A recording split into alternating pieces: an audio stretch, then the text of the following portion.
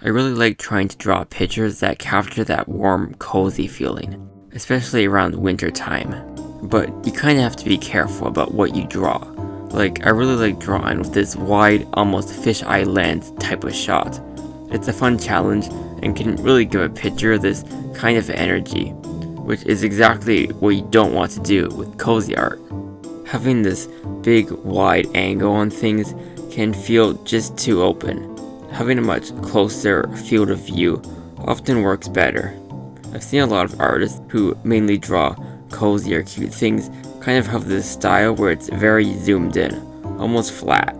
Not saying you can't use a wide field of view for cozy images.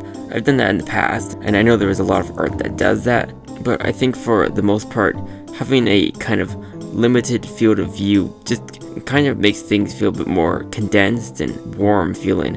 I'm not really sure how to explain it. Another thing you kind of want to avoid, and this might seem a bit weird, is having the image be focused in on a certain spot. What I mean by this is you don't really want to have just one character directly in the center facing at you. It's kind of unsettling.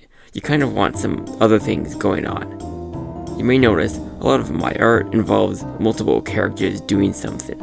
They're not really looking at the camera too much. They're kind of just around the place. I think just letting the viewer's eye drift around the image is kind of what you want to achieve. Have things spread out a bit with different spots to catch your attention. I remember, this may sound a bit off topic at first, but I remember I had this Angry Birds cookbook a long time ago. And for some reason, all the pages had like really nice art in it of like the piggies cooking food. And that was like, I always found those pictures really cozy to look at. There's just something about it, just piggies cooking food, that was just so nice. That was actually the thing that actually really started getting me into art. Actually, that could be like an entire another video, so I'm not really going to talk about it in this one. But just something about those pictures I found very cozy. That's another thing that I think can add a lot to making a picture feel cozy, is food. Then again, I guess that could add a lot to most art, but especially of cozy things. Like having a plate of cookies somewhere you can just make it cozy. Also, I find food just very fun to draw. Like most pictures I do, I kind of try to add food somewhere just because it's fun to draw. So having a scene of a character doing something nice, like maybe cooking or reading a book or playing a board game with some food, is like already a really good step at making art feel cozy. But of course there's another really important thing, which is the environment or the setting. I find nothing really makes a picture feel cozier than if there's something warm in the image. Like there's a fire or a candle or even a stove or even just a light bulb being on. Having some warm bit of light really makes something feel cozy. I find by doing this you can actually make most places feel cozy. Like I'm sure you could even make an abandoned rainy alley feel cozy with a nice warm light on. But some key places for cozy environments I think are indoor places with something like rain outside or snow.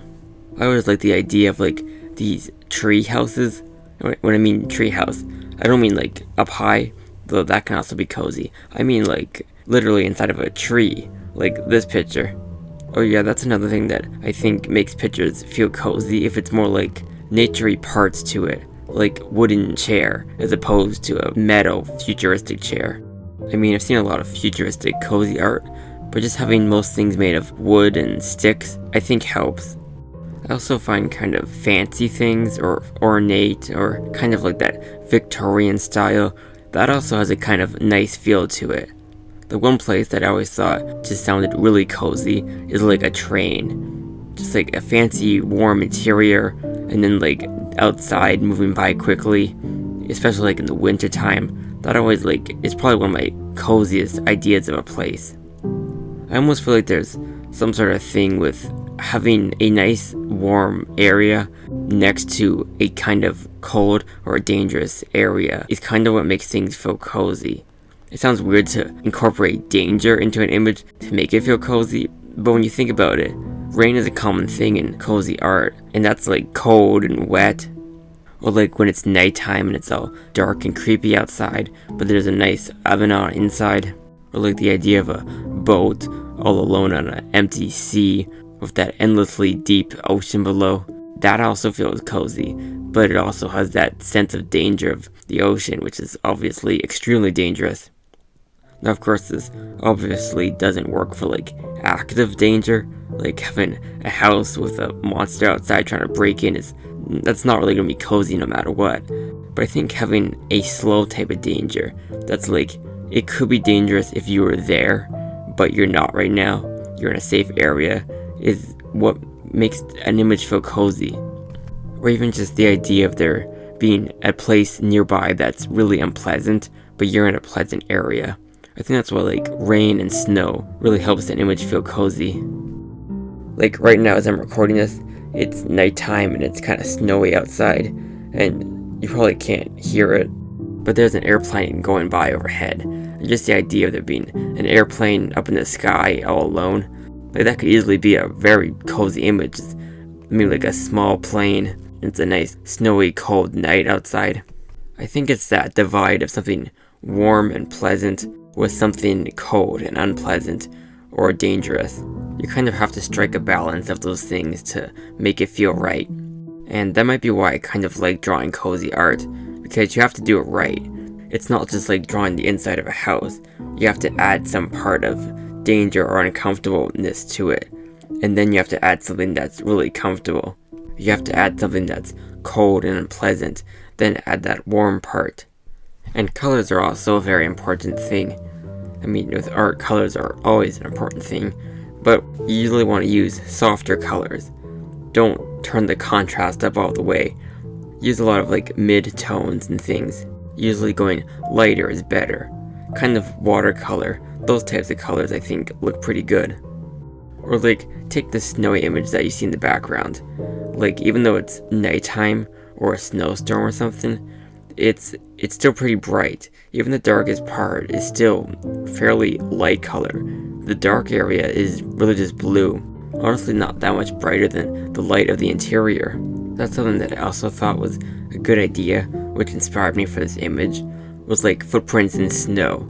It's kind of like mysterious and kind of creepy, but since you're in a warm area, it has that contrast that makes it feel cozy.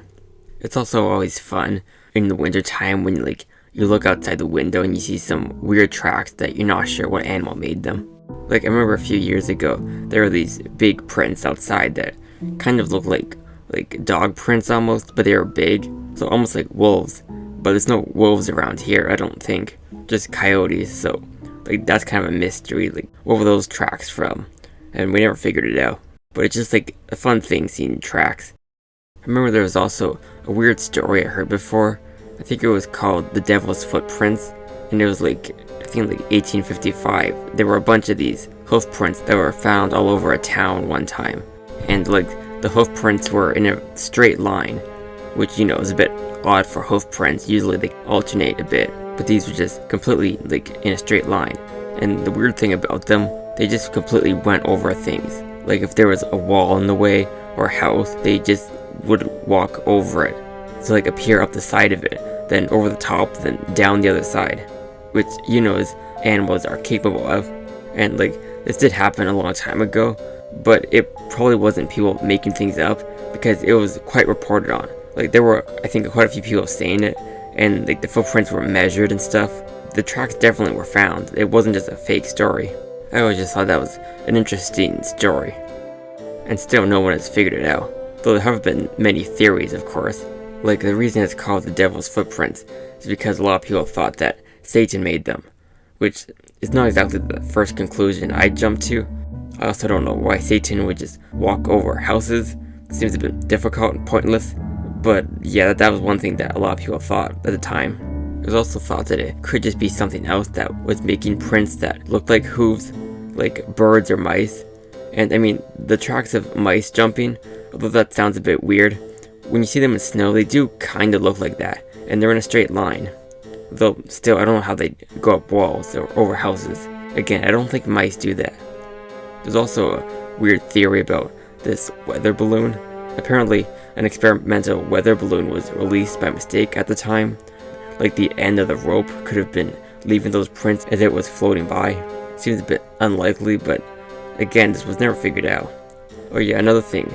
Apparently, another idea was that it was from a kangaroo, which it sounds really weird at first, but apparently there were actually a couple of escaped kangaroos at that time.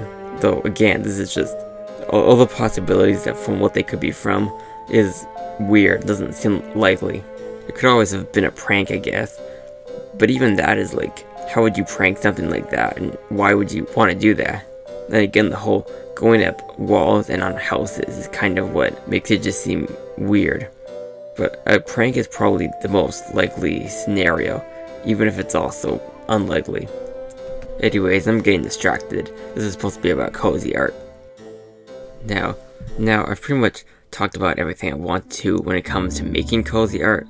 So for fun, let's just go over some of my favorite ideas for cozy places if you need inspiration. Well, first of all, interior places are always fun, like a house or a cottage or a bedroom or something. But of course, I like making things weird, so something like a tree house interior I think is really cozy. Cafes are also good. Again, food being mixed into cozy art just increases the coziness, so a cafe or a diner or a shop works well for that type of stuff. Kitchens are also nice because you can have a stove on for that nice warm light. I think a train is probably one of my favorite ideas for a cozy place. Actually, I think a lot of moving places are good for that. Like an airplane, a train, even like a car or a bus. Those all work really well. Camping is also another one that works well. I don't usually like doing ones outside, but if you do something outside, I usually like doing it at nighttime or rain or snow. I think garden's another good idea, especially if it's like a rainy garden or something. If you want to do something a bit weirder, you could do something somewhere like the bottom of the ocean, which I don't think is something I've really seen before in cozy art, but that's a good idea. It's a dangerous area, but could easily feel cozy with the right items and lighting. Or even space, that could work well. Like inside a spaceship, but maybe not a normal spaceship, but something that's like, I don't know, Victorian. A hot air balloon is another one that I think is pretty good. I did a picture of that recently. I don't know if it'll be finished by the time you see this video, but yeah, just like in the sky is very nice. I wonder if you could do like a reverse cozy thing. Like, of course, as I've been saying, having a warm part of the image, then a cold part is a nice contrast.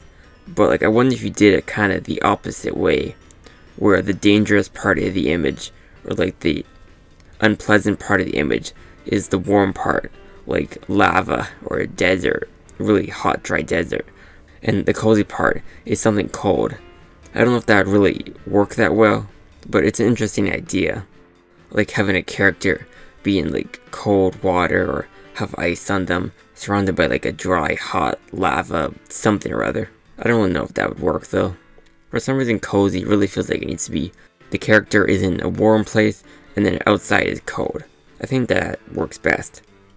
Or who knows, maybe just because the place I live is pretty cold most of the time, the idea of something warm is cozy. Like there aren't that many times in a year where I want to actually be cooler. It's usually cold enough already. Anyways, that's pretty much all I have to say for making cozy art. Oh yeah, one thing I forgot. Make sure to add blankets. That helps make any image feel cozier. Do not forget the blankets.